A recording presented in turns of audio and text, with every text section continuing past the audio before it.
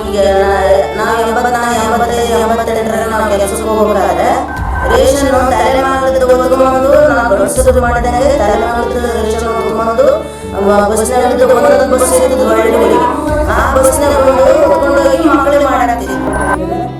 ಇವತ್ತಿನವರೆಗೂ ನಮಗೆ ಯಾವುದೇ ನ್ಯಾಯವನ್ನು ಸಲ್ಲಿಸಿರೋದಿಲ್ಲ.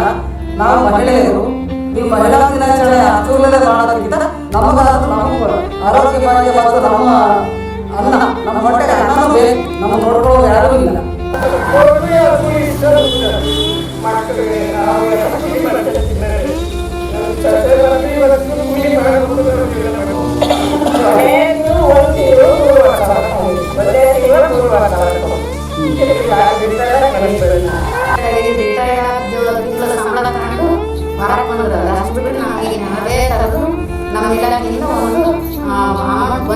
ತಮಗೆ ಬಾಕಿ ಇರುವ ಎನ್ಪಿಎಸ್ ಹಾಗೂ ಗ್ರಾಜ್ಯುಟಿ ಹಣವನ್ನು ಶೀಘ್ರವಾಗಿ ಬಿಡುಗಡೆಗೊಳಿಸಬೇಕು ಅಂತ ವಿಜಯನಗರ ಜಿಲ್ಲೆಯ ಕೂಡ್ಲಿಗಿ ತಾಲೂಕಿನ ನಿವೃತ್ತ ಅಂಗನವಾಡಿ ಕಾರ್ಯಕರ್ತೆಯರು ಸರ್ಕಾರವನ್ನ ಆಗ್ರಹ ಮಾಡಿದ್ದಾರೆ. ಈ ಕುರಿತು ಪತ್ರಿಕಾಗೋಷ್ಠಿಯಲ್ಲಿ ಮಾತನಾಡಿದ ಅವರು, ತಾವು ನಿವೃತ್ತಿ ಹೊಂದಿ ದಶಕಗಳಾದರೂ ಕೂಡ ಸರ್ಕಾರದಿಂದ ಬರಬೇಕಾಗಿರುವ ಎನ್ಪಿಎಸ್ ಹಾಗೂ ಗ್ರಾಜ್ಯುಟಿ ಹಣ ಇನ್ನೂ ಬಿಡುಗಡೆಯಾಗಿಲ್ಲ. ಇದರಿಂದ ತೀವ್ರ ಸಂಕಷ್ಟ ಎದುರಿಸಬೇಕಾಗಿದೆ ಅಂತ ದುಃಖವನ್ನು ತೋಡಿಕೊಂಡಿದ್ದಾರೆ. ಕೂಡ್ಲಿಗಿ ತಾಲೂಕಿನಲ್ಲಿ ಸುಮಾರು 225ಕ್ಕೂ ಹೆಚ್ಚು ನಿವೃತ್ತ ಅಂಗನವಾಡಿ ಕಾರ್ಯಕರ್ತೆಯರು ಇದೇ ಸಮಸ್ಯೆಯನ್ನು ಎದುರಿಸುತ್ತಿದ್ದಾರೆ. ಕಳೆದ 8 ವರ್ಷಗಳಿಂದ ತಾಲೂಕು, ಜಿಲ್ಲಾ ಹಾಗೂ ರಾಜ್ಯ ಮಟ್ಟದ ಇಲಾಖಾ ಕಚೇರಿಗಳಿಗೆ ಸತತವಾಗಿ ಅಲೆದಾಡ್ತಾ ಇದ್ರೂ ಯಾವುದೇ ಸ್ಪಂದನೆ ದೊರಕಿಲ್ಲ ಅಂತ ಅವರು ದೂರಿದ್ದಾರೆ. ತಾವು ಸೇವೆಯಲ್ಲಿ ಇದ್ದಾಗ ಪ್ರತಿ ತಿಂಗಳ ವೇತನದಿಂದ ಎನ್ಪಿಎಸ್ ಕಂತಾಗಿ ತಲಾ ₹150 ಸರ್ಕಾರ ಕಡಿತ ಮಾಡಿಕೊಳ್ತಾ ಇತ್ತು.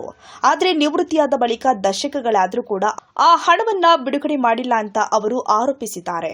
ಅಂಗನವಾಡಿ ಕಾರ್ಯಕರ್ತೆಯರಾಗಿ 2-3 ದಶಕಗಳ ಕಾಲ ಕನಿಷ್ಠ ವೇತನಕ್ಕೆ ಗರಿಷ್ಠ ಸೇವೆ ಸಲ್ಲಿಸಿದ್ದೀವಿ. ಮಕ್ಕಳ ಆರೈಕೆ ಮಾತ್ರವಲ್ಲದೆ ಶಿಕ್ಷಣ, ಆರೋಗ್ಯ, ಚುನಾವಣೆ ಸೇರಿ ವಿವಿಧ ಇಲಾಖೆಗಳ ಕೆಲಸವನ್ನ ಕೂಡ ನಿರ್ವಹಿಸಿದ್ದೀವಿ. ಆದರೂ ನಮ್ಮ ಬೆವರಿನ ಹಣವನ್ನ ಸರ್ಕಾರ ನೀಡದೆ ನಿರ್ಲಕ್ಷ್ಯ ತೋರಿಸ್ತಾ ಇದೆ ಅಂತ ಅವರು ಆಕ್ರೋಶ ವ್ಯಕ್ತಪಡಿಸಿದ್ದಾರೆ. ಹತ್ತಿರವೂ ಅವರ ಆಫೀಸ್ಗೆ ಹೋಗಿದ್ವಿ, ಒಂದು 10 ಜನ ಹೋಗಿದ್ವಿ, ಅಲ್ಲೂ ಕೇಳಿದೀವಿ. ಎಷ್ಟು ದಿನ ಹಿಂದೆ ಕೊಟ್ಟಿರಿ ನೀವೆಲ್ಲ? ಕೊಟ್ಟು ಎಷ್ಟು ದಿನ ಆಯ್ತು? ಏನನ್ನ ಅರ್ಜಿ ಕೊಟ್ಟು ಈಗ 1 ತಿಂಗಳಾಯ್ತು. ಯಾವುದೇ ರಿಪ್ಲೈ ಬಂದಿಲ್ಲ. ಅವ್ರು ಬರುತ್ತೆ ಅಂದ್ರು. ಅವ್ರು ನಿಮ್ಮ ಹಣ ಎಷ್ಟೆಷ್ಟಿದೆ ಅಂತ ನೋಡಿ ಹೇಳಿದ್ರು. ಅದ್ರ ದುಡ್ಡು ಮತ್ತೆ ನವೆಂಬರ್ ತಿಂಗಳಲ್ಲಿ ಕೊಟ್ಬಿಡ್ತೀವಿ ಅಂತೇಳಿ 3 ತಿಂಗಳಾಯ್ತು. ಇವತ್ತಿನ ಅಂದಾಜು ಎಷ್ಟು ಆಗುತ್ತೆ ಒಬ್ಬರಿಗೆ? ನಿಮ್ ತಲಾ ಈಗ ನಿಮಗೆ ಎಷ್ಟು ನನಗೆ 130 NPS 130 ಬರಬೇಕು, ಗ್ರಾಜ್ಯುಟಿ ಫಂಡ್ 130 ಬರಬೇಕು. ಎರಡು ಗ್ರಾಜ್ಯುಟಿ ಫಂಡ್ ಮತ್ತೆ NPS ಇದು ಪೆನ್ಷನ್ ಸಿಸ್ಟಮ್ NPS ಮತ್ತೆ ಗ್ರಾಜ್ಯುಟಿ ನಮ್ಮದೇ ದುಡ್ಡು 3 ಕೊಟ್ಬಿಟ್ಟು ಸರ್ಕಾರ ಅದಕ್ಕೆ ಬಡ್ಡಿ ಹಾಕಿ ಕೊಡ್ಬೇಕಿತ್ತು. ಇದು ಎಲ್ಲ ನಿವೃತ್ತ ಅಂಗನವಾಡಿ ಕಾರ್ಯಕರ್ತರ ಸಮಸ್ಯೆ. ಇದು ಒಬ್ಬರದಲ್ಲ. NPS ಬರಬೇಕು ಮತ್ತೆ ಗ್ರಾಜ್ಯುಟಿ ಫಂಡ್ ಬರಬೇಕು, ಎರಡೂ ಬರಬೇಕು. ಇಡಿಗಂಟು ಅದು ಒಂದು 3 ಅತಿ ಹತ್ತಿರ ಸೇವಾ ನಿವೃತ್ತಿ ಅತಿ ಹತ್ತಿರ ಇರತಕ್ಕಂಥವ್ರಿಗೆ ಅವರಿಗೆ ಈ NPS ಯೋಜನೆ ಹಣವನ್ನು ಬರುದಿಲ್ಲ, ಅವ್ರಿಗೆ 50,000 ಸರ್ಕಾರವೇ ಇಡಿಗಂಟು ಸಮಸ್ಯೆ ಆಗಿದೆ. ಇಡಿಗಂಟು ಸತಿಗೆ ಸಮರ್ಪಕವಾಗಿ ಬಂದಿದೆ. ಕೆಲವ್ರಿಗೆ ಬಂದಿದೆ, ಕೆಲವ್ರಿಗೆ ಬಂದಿಲ್ಲ. ಈಗವರೆಗೂ ಬಂದಿಲ್ಲ. ರೇಷನ್ ಕಾರ್ಡು ಇಲ್ಲ, ಒಂದು ಸಂಧ್ಯಾ ಸುರಕ್ಷೆ ಇಲ್ಲ, ಒಂದು ಗೃಹಲಕ್ಷ್ಮಿ ಇಲ್ಲ, ಯಾವುದೇ ಒಂದು ನಮಗೆ ಸರ್ಕಾರದ ಸವಲತ್ತು ಯಾವುದೂ ಇಲ್ಲ ಸರ್ ನಮಗೆ. ಈ ರೇಷನ್ ಕಾರ್ಡ್ಗೂ ಅಲದಾಡಿ ಒಬ್ಬರಿಗೆ ರೇಷನ್ ಕಾರ್ಡ್ ಕೊಡಲ್ಲ ಅಂತ ಹೇಳ್ತದ ಸರ್. ಈಗ APL ಇಲ್ಲ, BPL ಇಲ್ಲಿ. BPL ಇದ್ರೆ ನಮಗೆ ರೇಷನ್ ಕಾರ್ಡ್ ಇದ್ರೆ ಸಂಧ್ಯಾ ಸುರಕ್ಷೆ ಮಾಡಕ್ ಬರುತ್ತೆ ಅಂತ ಹೇಳಿದ್ರು. ರೇಷನ್ ಕಾರ್ಡೇ ಇಲ್ಲ ಸರ್. ಈಗ ನಿಮಗೆ ಸರ್ಕಾರದಿಂದ ಬರ್ತಕ್ಕಂಥ ಮೂಲಭೂತ ಸೌಕರ್ಯಗಳು ಬರೋದಿಲ್ಲ. ಜೀವನ ಮಾಡಬಹುದಿತ್ತು ಸರ್. ಒಂದು ಮಾತ್ರೆಗಳಿಗೆ ಆಗ್ತದೆ. ಈಗ ಯಾವುದೇ ಸೌಲಭ್ಯಗಳು ಇಲ್ಲ, ಯಾವುದೇ ಸೌಲಭ್ಯ ನಾವೀಗ ದುಡ್ದಾಕಿದ್ದಲ್ದಲ್ಲೇ ಈಗ ಮಕ್ಳಿಗೆ ಹೊರೆ ಆಗಿದ್ವಿ ಸರ್. ಈಗ ಅವ್ರಿಗೂ ದುಡಿಮೆ ಬೇಕಲ್ಲ ಸರ್. ಈಗ ಅವ್ರ ಸಂಸಾರನ ಅವ್ರು ನಿಭಾಯಿಸಿದ್ರೆ ಸಾಕಾಗಿದೆ ಸರ್. ಈಗ ನನಗೆ ತಿಂಗಳ 3,000 ಮಾತ್ರೆಗಳಿಗೆ ಬೇಕಂದ್ರೆ ಸರ್ಕಾರ ಕೊಡಬೇಕಾಗಿರತಕ್ಕಂಥ ಹಣನೇ ಕೊಡ್ತಾ ಇಲ್ಲ. ಅದೇ ಸರ್, ನಾವೇನು ಅವ್ರನ್ನೇನು ಭಿಕ್ಷೆ ಬೇಡ್ತಾ ಇಲ್ಲ. ನಾವು ದುಡ್ದನ್ನ ನಮಗ್ ಕೊಡ್ರಿ ಅಂತ ಕೇಳ್ತಾ ಇದೀವಿ. ನಾವು ದುಡ್ಡು ನಮಗ್ ಕೊಟ್ರೆ ನಮ್ಮ ಜೀವನಕ್ಕೂ ಒಂದು ಅನುಕೂಲ ಆಗುತ್ತೆ ಸರ್. ಈಗ ಒಂದ್ ಹಣ್ಣು ಹಂಪ್ಲು ಪ್ರತಿಯೊಂದು ಏನ್ ಬೇಕಂದ್ರೆ ಮಕ್ಕಳನ್ನ ಕೇಳ್ತೀವಿ. ಈಗ ಔಷಧಕ್ಕೇನೆ ಕೊಡ್ಲಾರ್ದವ್ರಿ ಇಂಥವಕ್ಕೆಲ್ಲ ಎಲ್ಲಿಂದ ಕೊಡ್ತಾರೆ? ಈಗ ಅವ್ರಿಗೂ ಇರ್ಬೇಕಲ್ಲ ಸರ್. ಅವ್ರಿಗಿದ್ರೆ ತಾನೇ ಕೊಡೋದು.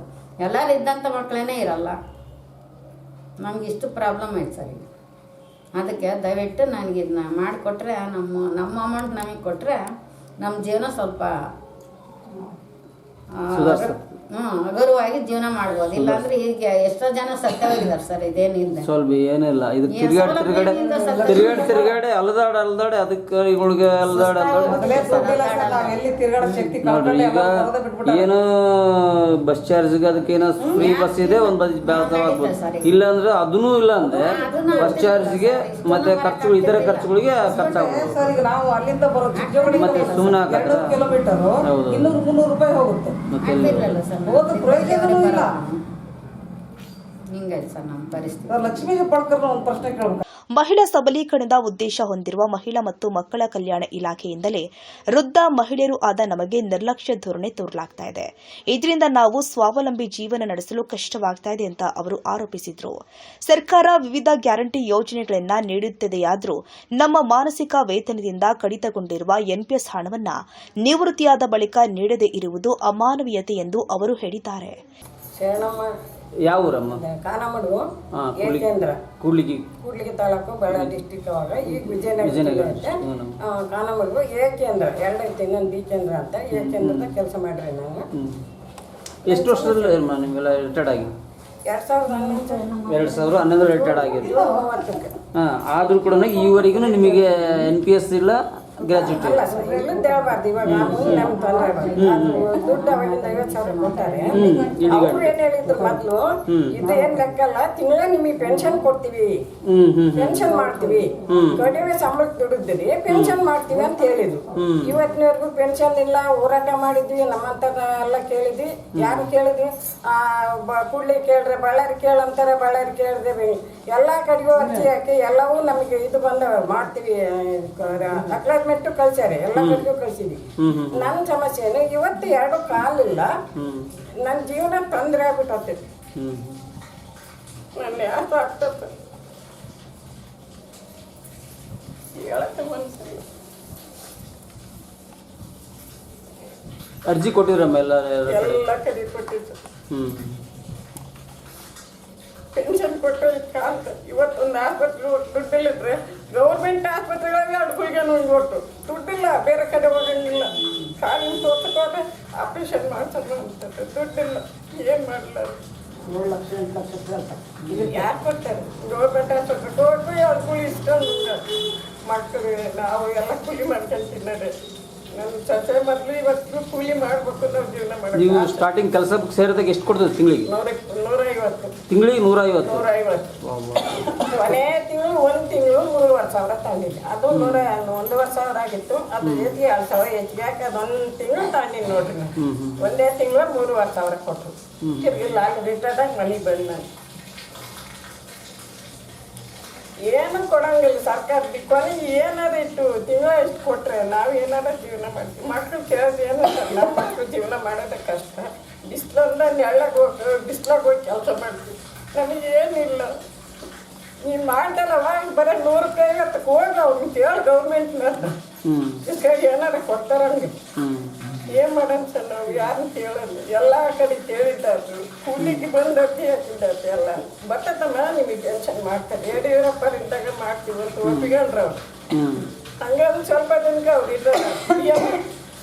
ಲಕ್ಷ್ಮೀ ಹೆಬ್ಬಾಳ್ಕರ್ ಹೇಳೋದು ಇಷ್ಟು, ನಮ್ಮವ್ವ ನನ್ನ ತಾಯಿ ನಿನ್ನ ಮನೆಗೆ ನಿನ್ನ ಅಕ್ಕ ತಂಗಿಯರು ನಿನ್ನ ತಾಯಿ ಹಿಂಗೆ ರಿಟೈರ್ಡ್ ಆಗಿ ಏನು ಬರ್ದಂಗಿದ್ರೆ ನೀನು ಏನು ಮಾಡ್ತಿದ್ದು ನಿನಗೆ ಸಂಕಟ ಆಕತ್ತು. ಅದು ಇವಾಗ ನಿನಗೆ ಅರ್ಥ ಆಗಲ್ಲ ಏನು. ಯಾಕಂದರೆ ನಿಮ್ಗೆ ಬೇಕಾದಂಗೆ ಹೇಳ್ತಿದ್ದಿ, ನಿಮ್ಗೆ ದುಡ್ಡಿನ ಅವಶ್ಯಕತೆ ಇರೋಲ್ಲ. ನಮ್ಮಂಥ ಅನಾಥನ್ನ ನೋಡಿ ಸ್ವಲ್ಪ ಕಂಡ್ಬಿಟ್ಟು ನೋಡಿ ಒಂದಿಷ್ಟು ಪೆನ್ಷನ್ ಮಾಡ್ಕೊಂಡು ನಾವು ಸಾಯೋ ತನಕನ ಸತ್ತಾಗಲ್ಲ ನಿಮ್ಮನ್ನು ನೆನೆಸ್ಕೊಂಡು ಸಾಯ್ತೀವಲ್ಲ ಇದು ತಿಂದು. ಅಲ್ಲಮ್ಮ, ನೀವು ಸಂಘಟನೆಯಲ್ಲಿ ಇದ್ರ ಸಂಘಟನೆ ಏನು ಇದು ಮಾಡಲಿಲ್ಲಮ್ಮ? ಯಾರು ಮಾಡಿದ್ರು ಸಂಘಟನೆಯವರು ಮಾಡಲ್ಲ. ಕೊಡ 100 ರೂಪಾಯಿ ಕೊಡಿ. ನಿನಗೆ ಏನಾರ ಬಂದಾಗ ಫೋನ್ ಮಾಡಕ್ ಬೇಕಲ್ಲ, ಫೋನ್ 100 ರೂಪಾಯಿ ಕೊಡಕ್ಕೆ. ಒಂದು ಫೋನ್ ಮಾಡಿದ್ರೆ 100 ರೂಪಾಯಿ ಕೊಡಕ್ಕೆ. ನಾವು ಎಲ್ಲಿ ಕೊಡೋಣ ಸರ್ 100 ರೂಪಾಯಿನೇ? ಒಂದು 100 ರೂಪಾಯಿ ಕೊಟ್ರೆ ಒಂದ್ಸಲ ಮೀಟಿಂಗ್ ಐತ್ ಬಾ ಅಂತಾರೆ ಅಷ್ಟೇ. 1 ತಿಂಗಳಿಗೆ ಒಂದ್ಸಲ ಮೀಟಿಂಗ್ ಆದ್ರೆ 100 ರೂಪಾಯಿ ಕೊಡು ಬಾ. ಒಂದು ಮೀಟಿಂಗ್ಗೆ ಒಂದು ತಿಂಗಳ ಮೀಟಿಂಗಿಗೆ ಒಂದ್ಸಲ ಫೋನ್ ಮಾಡ್ತಾರೆ, ಅದಕ್ಕೆ 100 ರೂಪಾಯಿ ಕೊಡ್ಬೇಕು. ಓಹೋ. ಈ ವಿಷಯದಲ್ಲಿ ಸಂಘಟನೆಯವರು ಯಾರು ಸಹಾಯ ಮಾಡ್ತಿಲ್ಲ? ಯಾರು ಮಾಡಲ್ಲ, ಏನಿಲ್ಲ. ಒಂದೇ ಹೋದ ನಾವಾಗ ಹೋದ್ರಾಗ ಫ್ರೆಂಡ್ಸ್ ಜೊತೆಗೆ ಹೋಗೋದು, ಎಲ್ಲ ಹೋಟ್ಲಿಗೆ ಹೋಗೋದೇ, ಎಲ್ಲಗೆ ತಾಕತ್ ಕುತ್ಕೊಳ್ಳವ, ನೀನೇನು ನಮ್ಮನ್ನು ಕೇಳ್ತಿರ್ಗ ಇಂಥವೆಲ್ಲ ಮಾತಾಡ್ತಾರೆ. ನಮ್ಮವ್ವ ಲಕ್ಷ್ಮೀ ಹೆಬ್ಬಾಳ್ಕರ್ಗೆ ಹೇಳೋದು ಇಷ್ಟೇ, ಎಷ್ಟು ಏನಾರ ಮಾಡಿ ನಮ್ಮಂತಾರೆ ಪೆನ್ಷನ್ ಮಾಡವ, ನೀನು ಪುಣ್ಯ ಬರ್ತತೆ. ನಿಮ್ಮ ಹೆಸರಮ್ಮ? DG ಶರಣಮ್ಮ, ಕಾನಾಮಡ್ಗು, ಕೊಡ್ಲಿಗೆ ತಾಲೂಕು, ಬಳ್ಳಾರಿ ಡಿಸ್ಟಿಕ್ಕು, ಅಲ್ಲ ವಿಜಯನಗರ ಜಿಲ್ಲೆ, ಕಾನಾಮಡ್ಗು ಎ ಕೇಂದ್ರ. ಇನ್ನೊಬ್ಬ ಇವಾಗ ನಾನು ರಿಟೈರ್ ಮೇಲೆ ಅದೇ ಶರಣಮ್ಮ ಅಂತಲೇ ಬಂದಾಳೆ, ಆಕೆ ಎ ಕೇಂದ್ರದಾಗ. ಅದಕ್ಕೆ ನಂದು ರಿಟೈರ್ ಆಗಿ ಎ ಕೇಂದ್ರನೇ. ಎಂತ ಶರಣಮ್ಮ ಅಂತಾರ ಮನೆ? DG. ಹಾಂ. ಪೆನ್ಷನ್. ನಿಮ್ಮ ಹೆಸರು? ನನ್ನ ಹೆಸರು ಬಿ ಸಂಪತ್ ಭಾಗ್ಯಲಕ್ಷ್ಮಿ ಅಂತ. ನಾನು ಕೂಡ್ಲಿಗೆ ಐ ಕೇಂದ್ರದಲ್ಲಿ 36 ವರ್ಷ ಸರ್ವಿಸ್ ಮಾಡಿದ್ದೀನಿ. ಸರ್ವಿಸ್ ಮಾಡಿ ಈಗ 2020ರಲ್ಲಿ ನಿವೃತ್ತಿ ಹೊಂದಿದ್ದೀನಿ. ನಮ್ಮದು ತಿಂಗಳ 150 ರೂಪಾಯಿ ದುಡ್ಡು ಖರ್ಚು ಮಾಡಿದ್ರು ಆ ದುಡ್ಡು ಇಲ್ಲಿವರೆಗೂ ಬಂದಿಲ್ಲ. ಅದರಿಂದ ನಮಗೆ ಭಾಳ ತೊಂದರೆ ಆಗಿದೆ. ನಾವು ಬಾಡಿಗೆ ಮನೆಯಲ್ಲಿ ಜೀವನ ಮಾಡ್ತಾ ಇದ್ದೀವಿ. ಬಾಡಿಗೆ ಮನೆ ಅಂದರೆ 3000 ರೂಪಾಯಿ ಇಲ್ದೇ ಈ ಪಟ್ಟಣದಲ್ಲಿ ಮನೆಗಳು ಸಿಗಲ್ಲ. ಅಂಥದ್ರಲ್ಲಿ ನಾವು ಬಾಡಿಗೆ ಎಲ್ಲಿಂದ ಕಟ್ಟಬೇಕು? ಆಮೇಲೆ ನಾವು ಇಲಾಖೆಯಲ್ಲಿ ಸೇವೆ ಮಾಡ್ತಾ ಇರಬೇಕಾದ್ರೆ ಜಿಲ್ಲಾ ಮಟ್ಟದಲ್ಲಿ ಹೋರಾಡಿದ್ದೀವಿ, ರಾಜ್ಯ ಮಟ್ಟದಲ್ಲಿ ಹೋರಾಡಿದ್ದೀವಿ, ಮತ್ತು ಡೆಲ್ಲಿ ತನಕನೂ ಹೋರಾಡಿದ್ದೀವಿ. ನಾವು ಜಿಲ್ಲಾ ಮಟ್ಟದಲ್ಲಿ ಹೋದಾಗೆ ಇದರಲ್ಲಿ ಆಫೀಸ್ ಮುಂದೆ ರೋಡ್ನಲ್ಲಿ ಮಲ್ಕೊಂಡು ಎದ್ದು ಬಂದಿದ್ದೀವಿ. ಇಷ್ಟೆಲ್ಲ ಹೋರಾಟ ಮಾಡಿ ಆಮೇಲೆ ನಾವು ಕೆಲಸ ಮಾಡಿಲ್ಲ ಅಂತಲ್ಲ, ನಮ್ಮ ಕೆಲಸ ಎಲ್ಲಿಗೋ ಹೆಸರಾಗಿದೆ. ಅವಾಗ 5 ಸೇವೆಗಳನ್ನ ನಾವು ನಿಷ್ಠೆಯಿಂದ ಮಾಡಿದ್ದೀವಿ. ನಿಷ್ಠೆಯಿಂದ ಮಾಡಿದಾಗೆ ಅಂಗನವಾಡಿ ಸ್ಕೀಮನ್ನೇ ತೆಗಿಬೇಕು ಅಂತೇಳಿ ಒಂದು ಸರ್ಕಾರ ಆದೇಶ ತಂದಿತ್ತು. ಅವಾಗ ಇವರು ಕಡಿಮೆ ಸಂಬಳದಲ್ಲಿ ದುಡ್ದಿದ್ದಾರೆ, ಇವ್ರು ಯಾವ ಥರ ಕೆಲಸ ಮಾಡ್ತಾರೆ ಅಂತ ನೋಡಬೇಕು ಅಂತೇಳಿ ಇದು ನ್ಯಾಯಾಲಯದಿಂದ ಜಡ್ಜ್ಗಳನ್ನ ಕಳಿಸ್ಕೊಟ್ಟಿದ್ರು ಕೇಂದ್ರ ಭೇಟಿಗೆ. ಕಳಿಸಿದಾಗ ನಮ್ಮ ಕೇಂದ್ರ ಫಸ್ಟ್ ಅಂತೇಳಿ ಇಡೀ ತಾಲೂಕಿಗೆ ನಮಗೆ ಹೆಸರು ಬಂದಿದೆ. ನಾವು ಇಷ್ಟೆಲ್ಲ ಕಷ್ಟಪಟ್ಟರು ನಾವು ಅವಿವಾಹಿತೆ, ನಮ್ಗೆ ಯಾರೂ ಇಲ್ಲ, ಹಿಂದಿಲ್ಲ ಮುಂದಿಲ್ಲ. ನಾವು ಈಗ ಯಾವ ಥರ ಜೀವನ ಮಾಡಬೇಕು? ನಾವು ಅಷ್ಟೆಲ್ಲ ಹೋರಾಟ ಮಾಡಿದ್ದೀವಿ, ಸುಮ್ಮನೆ ಇದ್ದೀವಿ ಅಂದರೆ ಮುಂದೆ ನೀವು ಇದನ್ನು ಜಾರಿಗೆ ಇದು MPS ಮತ್ತು ಗ್ರ್ಯಾಜುಯಿಟಿಯನ್ನು ಜಾರಿಗೆ ತರಲಿಲ್ಲದ್ರೆ ಉಗ್ರವಾದ ಹೋರಾಟ ಮಾಡ್ತೀವಿ. ಈಗ ಇದೇ ನಾವು ಫಸ್ಟ್ ಹೆಜ್ಜೆ ಇಡ್ತಾ ಇದ್ದೀವಿ ಪತ್ರಕರ್ತರ ಮೂಲಕ. ಅಂದರೆ ನಾವು ಇಲಾಖೆ ಮೂಲಕ ಹೋರಾಡಿ ಬಂದಿದ್ದೀವಿ, ಇಲ್ಲ ಅಂತಲ್ಲ, ಆದರೆ ಹೊರಗಡೆಗೆ ಬಂದಿಲ್ಲ. ಈಗ ಈ ಪತ್ರಕರ್ತರ ಮೂಲಕ ಬರ್ತಾ ಇದ್ದೀವಿ, ಆಮೇಲೆ ಲೋಕಾಯುಕ್ತರಿಗೆ ಹೋಗ್ತೀವಿ, ಮತ್ತು ನ್ಯಾಯಾಲಯಕ್ಕೂ ಸಹಿತ ನಾವು ಮೊರೆ ಹೋಗ್ತೀವಿ. ಈಗ ಗಂಡ ಮಕ್ಕಳು ಇದ್ದವರು ನೋಡ್ತಾರಂತ ಹೇಳೋಕ್ಕಾಗಲ್ಲ, ಅವ್ರ ಸಮಸ್ಯೆ ಇರುತ್ತೆ. ಈಗ ನಮ್ಗೆ ಅವ್ರು ಸಹಿತ ಇಲ್ಲ ಅಂದರೆ ನಾವು ಯಾವ ಥರ ಜೀವನ ಮಾಡಬೇಕು? ಅದಕ್ಕೋಸ್ಕರ ಆದಷ್ಟು ಬೇಗನೆ ದಯವಿಟ್ಟು ನಾವು 5 ಸೇವೆಯನ್ನು ನಿಷ್ಠೆಯಿಂದ ಸಲ್ಲಿಸಿದ್ದೀವಿ. ಜನಗಣತಿ ಮಾಡಿದ್ದೀವಿ, ಆಮೇಲೆ ಇದು ಕೇರ್ ಸಂಸ್ಥೆಯಿಂದ ತಾಯಂದರಿಗೆ ಶಿಕ್ಷಣ ಅಂತ ಬಂದಿತ್ತು. ಮನೆ ಮನೆಗೆ ಹೋಗಿ 5 ಜನ 10 ಜನನ ಕೂಡಿಸಿ ರಾತ್ರಿ ಹೊತ್ತಿನಲ್ಲಿ ಸಹಿತ ಅವ್ರಿಗೆ ತರಬೇತಿ ಕೊಟ್ಟಿದ್ದೀವಿ. ಆಮೇಲೆ ಸ್ತ್ರೀ ಶಕ್ತಿ ಸಂಘಗಳು ಜಾರಿಗೆ ಬರಬೇಕಾದ್ರೆ ನಾವು ಕಷ್ಟಪಟ್ಟಿರೋದಂದ್ರೆ ಆ ದೇವರಿಗೆ ಗೊತ್ತು. ಅದು ಆರ್ಥಿಕ ಸಮಸ್ಯೆ. ನಾನು ಬರಲ್ಲ, ನೀನು ಬರಲ್ಲ. ನಾವು ಅಂಗನವಾಡಿ ಕಾರ್ಯಕರ್ತರು ಅದ್ರ ಜವಾಬ್ದಾರಿಯನ್ನು ಹೊತ್ಕೊಂಡು ಏರಿಯಾದಲ್ಲಿ 8, 9 ಸಂಘಗಳನ್ನು ಮಾಡಿ ಆ ಸಂಘಗಳ ಮಹಿಳೆಯರನ್ನ ಇವತ್ತು ನಾವು ಮುಂದೆ ತಂದಿದ್ದೀವಿ. ಇದರಿಂದ ಈಗ ಸರ್ಕಾರ ಅವರಿಗೆಲ್ಲ ಆದ್ಯತೆ ಕೊಟ್ಟು ಅಂಗನವಾಡಿ ಕಾರ್ಯಕರ್ತೆ ಮತ್ತು ಹೆಲ್ಪರ್ಸಿಗೆ ಒಂದು ಕಾತುಳಿತಕ್ಕೆ ಹಾಕ್ಬಿಟ್ಟಿದ್ದಾರೆ. ಆ ಒಂದು ಕಾರಣದಿಂದ ಇಂದಿನ ಕಡಿಮೆ ವೇತನದಲ್ಲಿ ಮಾಡಿದಂಥ ನಮ್ಮಂಥವ್ರಿಗೆ ಪೆನ್ಷನ್ನು ಮತ್ತು MPS ದುಡ್ಡು ಮತ್ತು ಇದು ಒಂದು ಗ್ರ್ಯಾಜುಯಿಟಿ ದುಡ್ಡನ್ನು ಪಾಲಿಸಿದ್ರೆ ನಮಗೆ ಅನುಕೂಲ ಆಗುತ್ತೆ ಅಂತ ಈ ಮೂಲಕ ಕೇಳ್ಕೊಳ್ತೇನೆ. ಇದು ಕೂಡ್ಲಿಗಿ ತಾಲೂಕಿನ ಸಮಸ್ಯೆ ಮಾತ್ರವಲ್ಲ, ರಾಜ್ಯದ ಎಲ್ಲಾ ನಿವೃತ್ತ ಅಂಗನವಾಡಿ ಕಾರ್ಯಕರ್ತೆಯರ ಸಮಸ್ಯೆಯಾಗಿದೆ ಅಂತ ಹೇಳಿದರು. ಈ ಕುರಿತು ಈಗಾಗಲೇ ಮಹಿಳಾ ಆಯೋಗಕ್ಕೆ ಲಿಖಿತ ದೂರು ನೀಡಲಾಗಿದೆ. ಮುಂದಿನ ದಿನದಲ್ಲಿ ಲೋಕಾಯುಕ್ತ ಹಾಗೂ ಕೋರ್ಟ್ ಮೆಟ್ಟಿಲು ಏರಿ ಸಿದ್ದರಾಗಿದ್ದೇವೆ. ಸಮಸ್ಯೆ ಪರಿಹಾರವಾಗದಿದ್ದರೆ ತಾಲೂಕು ಹಾಗೂ ಜಿಲ್ಲಾ ಮಟ್ಟದಲ್ಲಿ ಪ್ರತಿಭಟನೆ ಮಾಡಿ ರಾಜ್ಯವ್ಯಾಪಿ ಹೋರಾಟ ಮಾಡಲಾಗುತ್ತೆ ಅಂತ ಅವರು ಎಚ್ಚರಿಸಿದ್ದಾರೆ. ಕ್ಷೇತ್ರದ ಶಾಸಕರು, ಸಂಸದರು ಹಾಗೂ ಸಚಿವರು ಸಮಸ್ಯೆ ಪರಿಹಾರಕ್ಕೆ ಸ್ಪಂದಿಸಬೇಕು. ಇಲ್ಲವಾದಲ್ಲಿ ಮುಂಬರುವ ಚುನಾವಣೆಯಲ್ಲಿ ತಕ್ಕ ಪಾಠ ಕಲಿಸುವುದಾಗಿ ಅವರು ಎಚ್ಚರಿಸಿದ್ದಾರೆ.